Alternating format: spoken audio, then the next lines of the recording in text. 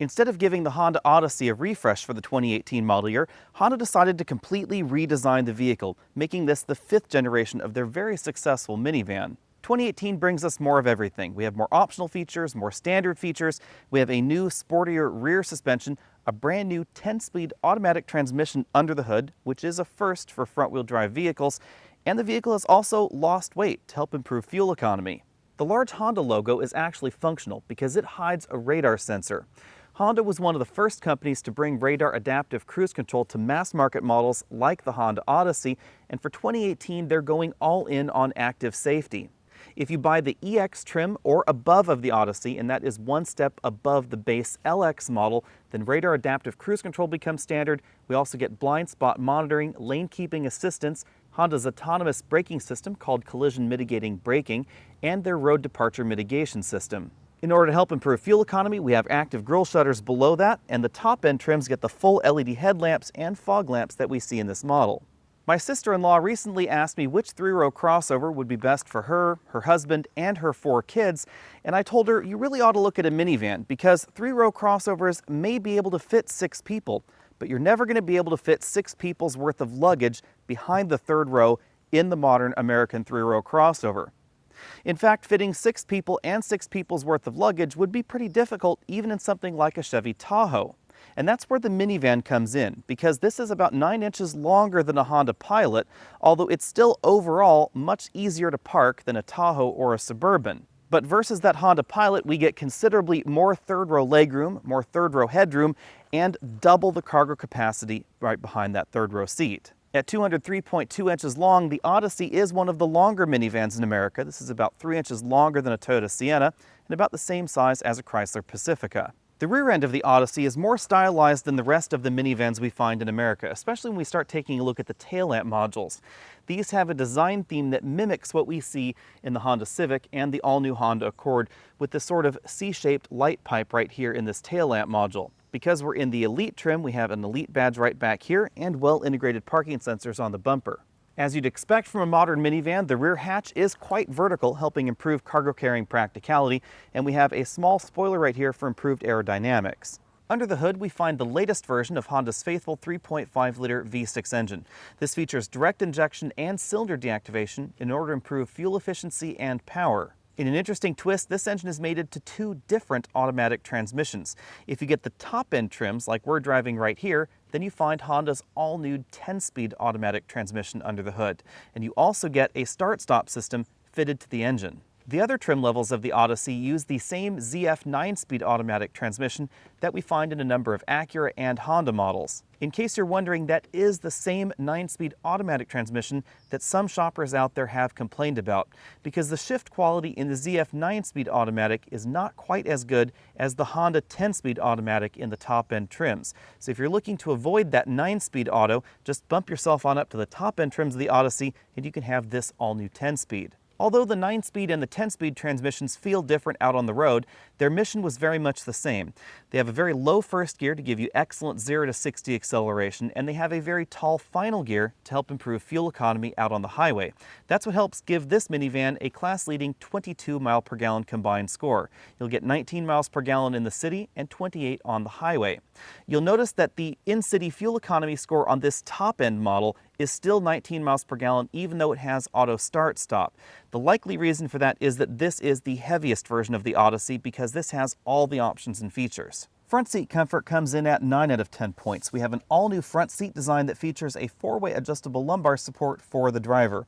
You should note that we do not have adjustable lumbar support of any kind for the front passenger seat. There's also a manual tilt telescopic steering column with a moderate range of motion. I would like it to come out just a little bit further, and we have a 2-position seat memory. In terms of comparisons, I found these front seats more comfortable than the Sienna or the Sedona, but they're not quite as comfortable as the top-end versions of the Chrysler Pacifica. Those seats are a little bit cushier, and the lumbar support has a greater range of motion. Now that that's all out of the way, let's dive into what makes a minivan. It's all about the back seats. If you get the base version of the Odyssey, it'll seat 7. All other trims of the Odyssey will seat 8, 3 across the 2nd row and 3 across the 3rd row. In terms of overall score, I'm going to give the 2nd row seats 9 out of 10 points because we don't find those luxury-style reclining seats with the integrated ottoman that we do find in the Toyota or the Kia minivans. The second row captain's chairs feature integrated armrests on each side, although they don't ratchet into position like the front seats do. We also have a reasonable amount of recline to this seat. In addition to reclining and sliding forwards and backwards to help you apportion the legroom a bit more equitably, these seats also slide left and right, and that's both sides. So if I move over to the right side of the vehicle, this seat also slides closer to the center. That not only improves access to the third row, but it also means if you put a child seat in this captain's chair, you can slide them forward and to the center of the vehicle. That makes them feel like they're a little bit closer to the people up front. Taking a closer look at the controls, this lever tilts and slides the seat forward for access to the third row. There's a metal bar under this handle, and that's how you slide the seat left and right. And then this lever here is how you pull the seat out of the vehicle. Removing the second row captain's chairs from the Odyssey is not quite as easy as folding the Pacifica's second row seats flat in the floor, of course, because these do weigh about 70 pounds. The process for removing the center seat is very similar. We pull some webbing right up front, lift the back of the seat, and then we can pull it out. With all three seats removed, you'll notice something unusual. The carriers that slide the second row seats side to side do not come out of the vehicle, so they're always right here in the floor. That means that the load floor in this generation of the Odyssey is never going to be completely flat. 8-passenger versions of the Odyssey feature 5 sets of latch anchors, 3 across the second row and 2 in the outboard seating positions in the back. However you choose to install your child seat, you should know that this tilt slide lever will not function if the child seat is in place and firmly affixed to the seat. That makes getting into the third row a little bit more difficult because if we pull the bar on the bottom of the seat, it does not slide as far forward as it would if we could have used this tilt slide lever. That means if you plan on putting 2 child seats in the second row of your Odyssey, one's going to have to try and fit in the middle seat and one in an outboard seat so it can still tilt and slide forward. If you were to put 3 child seats across the back of your Odyssey, you won't really be able to get into the third row because the seat will not be able to tilt and slide forward. Of course, if I remove the middle seat from the Odyssey, then I can slide the outboard seats towards the center to allow easier access to the third row, and of course, I can slide that seat all the way forward as well. Although getting into the third row is not quite as easy as it is in the Chrysler Pacifica, it is considerably easier than your average 3-row crossover. And once you're back here, you'll notice we have considerably more room. If I move on over to the middle seat where you can just barely see the center seat position, I still have about 3 or 4 inches of legroom left. And more importantly than that, even in the center position, I have about 1 inch of headroom left, even sitting very upright. That's far more headroom than you'll find in even the largest of 3-row crossovers like the Nissan Pathfinder or the all-new 2018 Chevy Traverse. In addition to the more generous headroom, the seat bottom cushion is also a little higher off the floor. That means it's much more comfortable for adults to sit back here. Now, my knees are still a decent distance from the seat bottom cushion, but at least it doesn't feel like I'm clutching my knees to my chest. Behind the Odyssey's hatch, we find 32.8 cubic feet of storage space. That's just about double what we find in the Honda Pilot or the average 3-row crossover in America, although it is about 7 cubic feet below what we see in the Toyota Sienna. Perhaps more important than the overall size of the cargo area is the overall shape of the cargo area. This is a 22-inch roller bag, the largest you can carry onto a domestic flight, and as you can see, you can put them completely flat in the bottom of that cargo well, and they're still completely below the lip. The ultra-deep cargo well that we find in the average minivan really is the key to this kind of vehicle being able to handle a family and a family's luggage. And of course, if you need even more space, we can lower these headrests, pull this lever right here with the webbing, and then these seats fold completely flat into that floor. The tumble into the floor third row is really what separates the average minivan from the average crossover. It's also the reason that we can fit these large roller bags right there into that deep cargo well. While we're talking about cargo capacity, it's worth noting that the second row seats do not fold flat forward. That is as far forward as they go. So if you want to put long items in the vehicle, you will have to remove the second row seats. On the right side of the vehicle, we find a storage cubby, a power outlet, and the optional subwoofer. And on the left side, we find the optional built-in vacuum. Pull the hose right out of the vehicle. We have a little nozzle right there. There's a crevice tool as well. And then we activate the system with this button right here. The vacuum is obviously not as capable as the average garage shop vac. However, it is very handy because it's always with the vehicle, and this hose will reach just about every nook and cranny. As we take our spin around the interior, keep in mind we are in the top-end Elite trim. So we do have this rear entertainment screen that drops down from the ceiling. You'll find the controls for the third climate control zone for the rear passengers right there behind the front passenger seat on the ceiling. And we also have the sunroof in this particular model. We have height adjustable seatbelts for both the driver and the front passenger, and two-way adjustable headrests. The leather seats up front are perforated because they are both heated and ventilated. If we move on over to the front doors, we have soft touch plastics for the armrest, the insert above the armrest, and the sill to make it a little bit more comfortable on your elbow. And then we have a large number of storage cubbies integrated into the door right there under the door handle, and then down there towards the bottom by the speaker grille. The dashboard is styled very much like Honda's other products. We have a soft touch injection molded upper section, metallic trim right here, and then a black trim section, a bit more soft touch plastic below that. And then we have a large bin-style glove compartment over here on the passenger side. I was able to fit a 10-inch tablet computer inside. In the center of the dashboard, we have this large infotainment system that sits sort of like a tablet computer integrated into the dashboard. This is a style that we also see in some of Honda's other products. We have a few touch buttons on the left, and the system supports Apple CarPlay and Android Auto.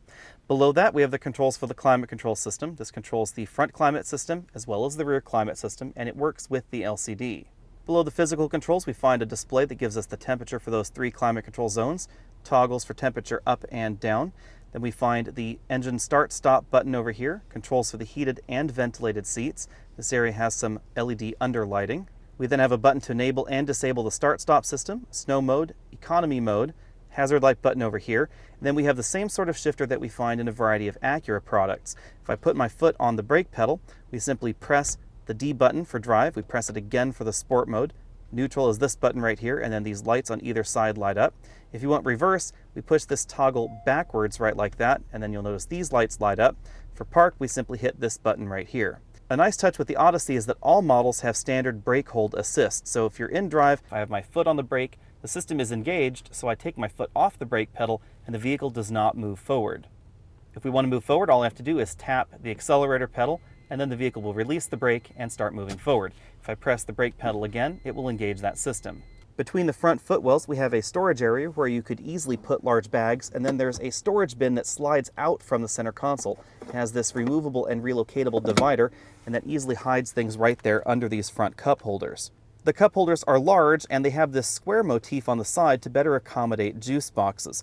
Behind that, we have a charging mat for your wireless charging devices. My iPhone 7, of course, does not charge with that mat, but this does support the 2 latest charging standards. Behind the charging mat, we have a roller cover that conceals another large storage cubby where you could almost put a gallon of milk inside. This is where you'll find the USB input for the Apple CarPlay or Android Auto interface, as well as an auxiliary input. Behind that roller cover, we find 2 more large cup holders that are shaped very much like the ones up front.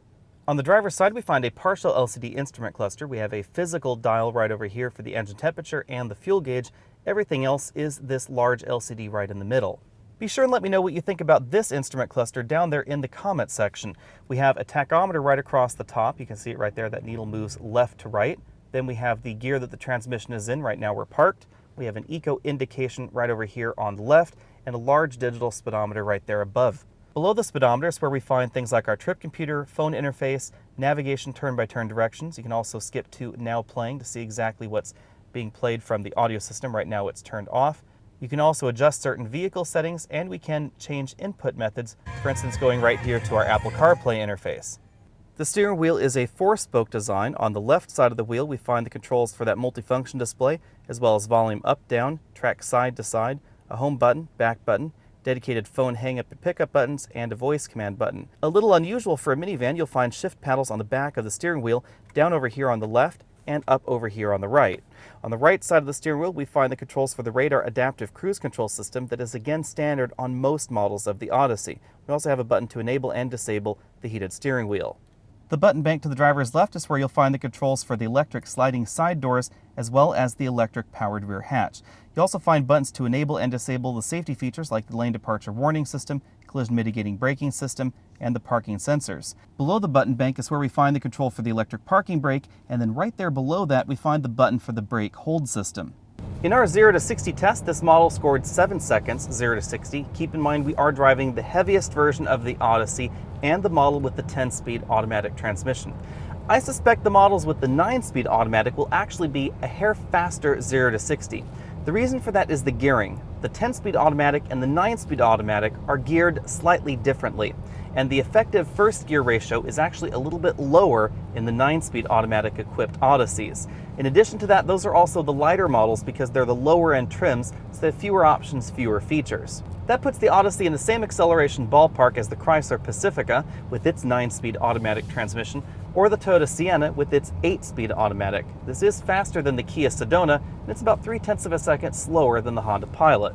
In our braking test, we stopped from 60 miles an hour back to zero in 130 feet. That's a little bit shorter than the Pacifica, but it's pretty average for a 3-row crossover or a large minivan.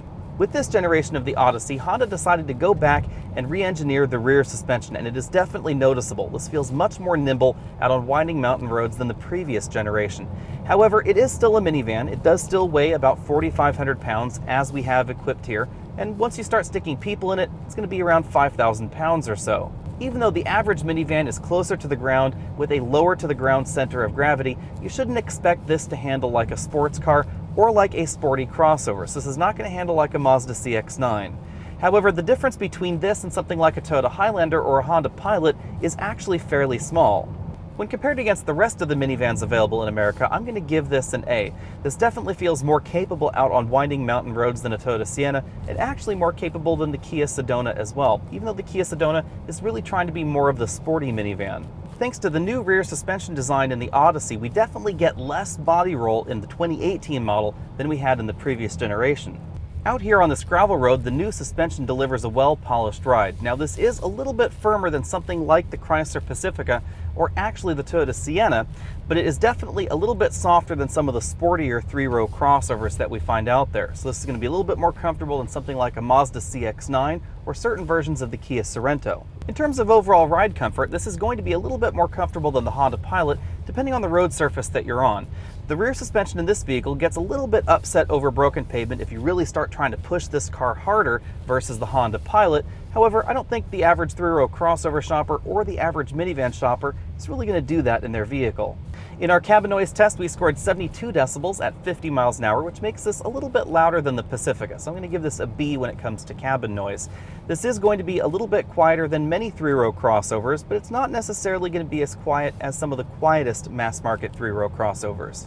Over a week and about 500 miles of mixed driving, we've been averaging 22.1 miles per gallon, so I'm going to give this an A. That's essentially the same score that we got in the regular Chrysler Pacifica. If you want better fuel economy than this, you will have to get a hybrid. Something like a hybrid Highlander or a hybrid Pacifica will give you over 30 miles per gallon. That would be a 50% improvement over this vehicle, but this is going to beat the Kia or the Toyota at the gas pump. Before we move on, we should talk about this 10-speed automatic transmission. This is an excellently sorted transmission. This reminds me a great deal of the brand new 10-speed automatic that we see from General Motors and Ford in the Camaro and in the Ford pickups. This is very, very different than the ZF 9-speed automatic that we find in the lower end trims of the Odyssey or in the competing Chrysler Pacifica, or actually in some trims of the Honda Pilot as well. The Pilot, the Pacifica, and the lower end trims of the Odyssey all share exactly the same ZF 9-speed automatic. That 9-speed automatic has a peculiar design to it. Here's probably the best way to describe the difference. Right now, this transmission is in gear 6. If I command gear 3, this transmission shifts down to gear 3 very rapidly, but during that shift, it actually feels like we're slowing down, and that's because the transmission is still engaged. The ZF 9-speed automatic transmission feels more like you put the transmission in neutral and then wait for it, and then the gear engages in that next lower gear. That's all due to the design of those clutches inside that ZF transmission. Although obviously nothing is wrong with the vehicle or the transmission, those shifts do feel unusual, and it causes the vehicle to feel sluggish or delayed with certain gear shifts. In order to minimize that unusual shift feel, the transmission attempts to cross that barrier as infrequently as possible, so that transmission can feel a little bit reluctant to downshift and a little bit reluctant to upshift at times. The 10-speed automatic is a very different animal, and it also has the ability to skip gears. So right now we're cruising up this hill and we're probably in gear 6 or 7, I can't really tell, but if I floor the vehicle, we go down to gear 3 immediately. It doesn't have to go gear 6, gear 5, gear 4, gear 3, gear 2, gear 1, etc. It can actually jump across those barriers. Back when transmissions had 4, 5, or even 6 speeds, that wasn't a feature that was terribly important. But with 8, 9, or 10-speed automatic transmissions, the ability to skip gears really is important, and it makes this feel much more engaging to drive. For 2018, the Odyssey starts at $29,990 for the base LX model. That makes the Odyssey's starting price one of the largest in the minivan category in America, even though that base model won't have some of the features that we find in the next trim up, like the 8-passenger seating, Apple CarPlay and Android Auto, the 3-zone climate control, or the center seats that slide left and right. On the flip side, Honda sensing is standard in the EX trim and above, and as a result, this is one of the least expensive ways to get those features in a minivan in America. The Kia Sedona comes quite close, but the feature is still optional. If you want radar adaptive cruise control and the autonomous braking system in your Toyota Sienna, it's going to set you back nearly $48,000 at least. You should also keep in mind that if you want the 10-speed automatic transmission that's in the model we've been driving this week, you do have to step up to either the Touring or the Elite trim in order to get it. All the other models will get the 9-speed. In addition to that, the Elite model is the only one that gets acoustic side windows in addition to the acoustic windshield that's optional on the other trims. That means that the Odyssey we've been driving this week is the quietest model, and the other trims are going to be a little bit louder. Now let's move on to likes and dislikes. My top like for the Odyssey is the new 10-speed automatic transmission. I hope that Honda starts replacing the 9-speed as quickly as possible with this brand new transmission. I also really like the infotainment system and all of its features in the Odyssey. It's snappy, it's easy to use, it supports Apple CarPlay and Android Auto, and it features that new cabin control app functionality. If you want to know more about that cabin control app, there is, again, a completely separate video on that. You can see how that system works over there. Now for the dislikes. The second row in the Odyssey really bugged me the more I thought about it. The second row captain's chairs don't fold into the floor, they don't fold flat, and they do not tilt and slide forward if you have a child seat latched into place or seat belted into place. And that last thing really is an essential feature in my mind for a family vehicle. In addition to that, the second row seats are fairly heavy. They're about 70 pounds. So if you have trouble lifting things, it would be difficult to get those out of the car yourself. The Pacifica is fairly comparable to the Odyssey in terms of overall pricing. The Odyssey is a little bit more expensive than certain trims of the Pacifica, but some trims of the Pacifica are a little bit more expensive than the Odyssey.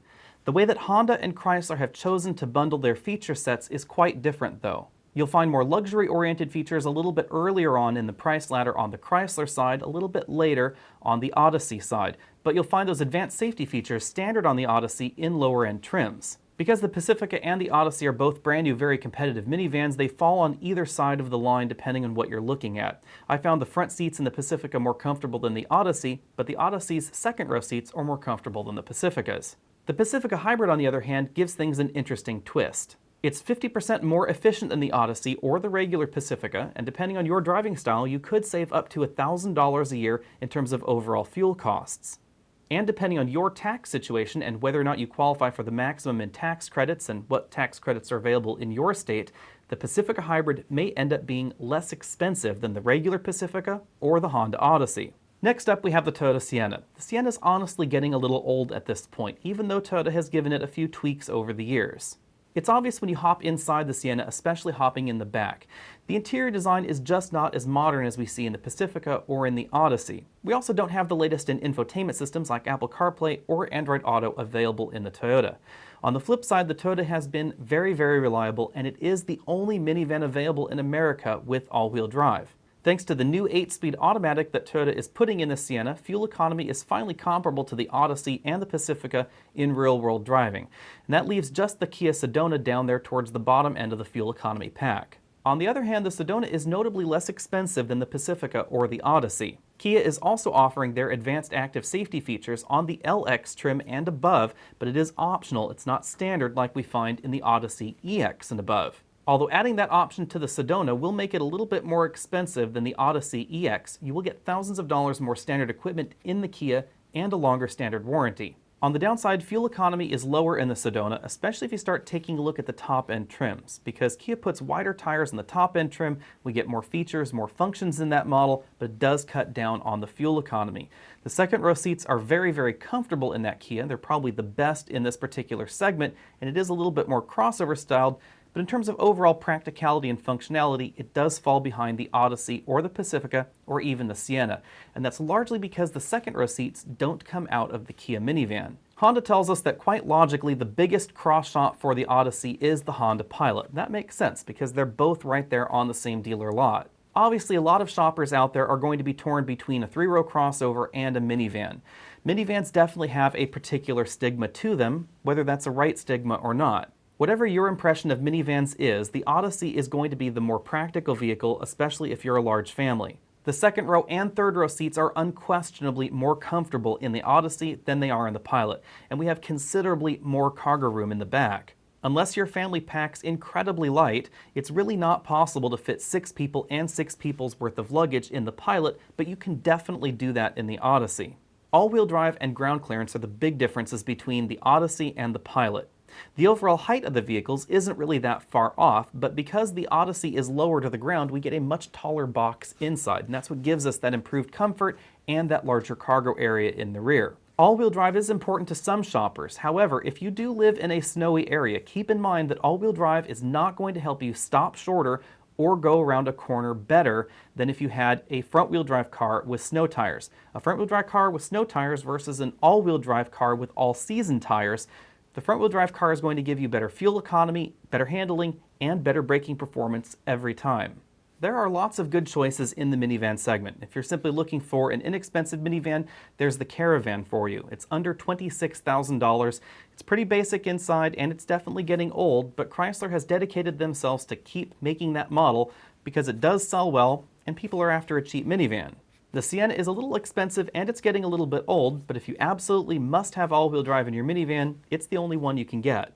But when it comes to picking our winner in this segment, it really is between the Odyssey and the Pacifica. In my mind, the Pacifica is a little bit more family-friendly because of the second row that allows you to keep a child seat strapped into place and still tilt and slide forward to get into the back seat. It also folds flat so you can put longer items in the vehicle, or folds completely into the floor so you can put large and bulky items in the vehicle. The hybrid version of the Pacifica loses that second row stow-and-go seating, and that's the big reason that some people out there have said they didn't really consider the Pacifica hybrid over the regular Pacifica. But when you're comparing the Odyssey to the Pacifica hybrid, that becomes kind of a non-issue, because the Odyssey doesn't have second row seating that folds into the floor, neither does the Pacifica hybrid, so they're on relatively even footing there. Keeping in mind that the Pacifica hybrid only seats 7, not 8, you do have to give up that 8th seat in order to get the hybrid model, it would be my top pick in the minivan segment because the fuel economy is 50% better than the Odyssey or the regular version of the Pacifica. That means a pretty big savings for the average American family. And of course, if you're the kind of family that spends a great deal of time idling waiting for your kids to get out of soccer matches or out of swimming practice, you're going to be saving even more gasoline in that Pacifica hybrid than any of the other minivans here. If you're not in the market for a hybrid minivan, then I would say it's a pretty dead heat between the Pacifica and the Odyssey. They both have some definite pros and cons. But if you're looking at top-end trims and you don't have any kids in child seats, then I would take the Odyssey over the Pacifica, mainly because of the infotainment system, the 10-speed automatic transmission, and the predicted reliability. Thanks for taking the time to check out this video. Again, I'm Alex Dykes, and this has been the 2018 Honda Odyssey. Be sure and find us over at facebook.com/AlexOnAutos. And if you want to support this channel, you can find us over at patreon.com. I'll see you next week.